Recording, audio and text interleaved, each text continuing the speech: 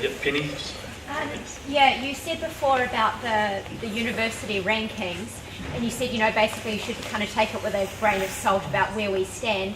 But if you're going to say that, then what other qualified sources can we take from it that Canterbury is a world-class comprehensive university if we shouldn't necessarily look at those rankings?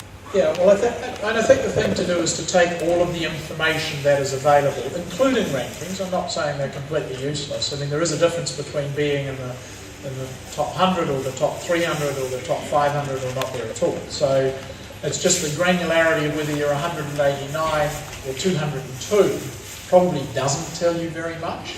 But whether you're in the 200 or 400 probably is signalling something. The next thing that you have to be careful of is they're rankings of a university, whereas most students are studying a particular discipline.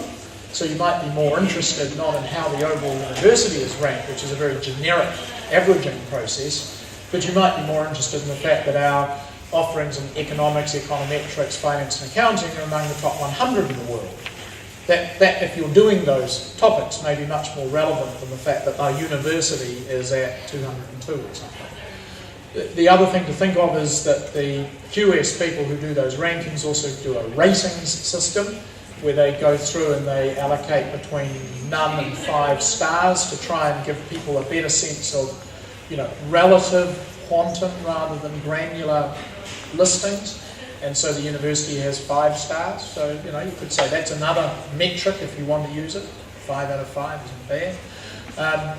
And then you can look at some of the components that go into how the rankings are formed to give you a bit of an influence. So the rankings do use some of that data I was talking about, peer-reviewed publications, citations of articles, proportions of staff who are from overseas, proportions of postgraduate students, proportions of international students. So you can look at some of that yourself. What they're trying to say is where independent agents such as publishers or students with choice or whatever choose, then that's a proxy for quality because they must have made a choice informed by something.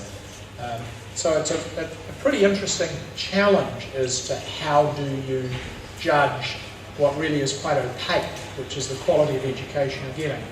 Another way of judging it for some people is how many job offers do I get when I graduate, or how much income do I earn when I graduate. For other people, that's not a measure that they care much about.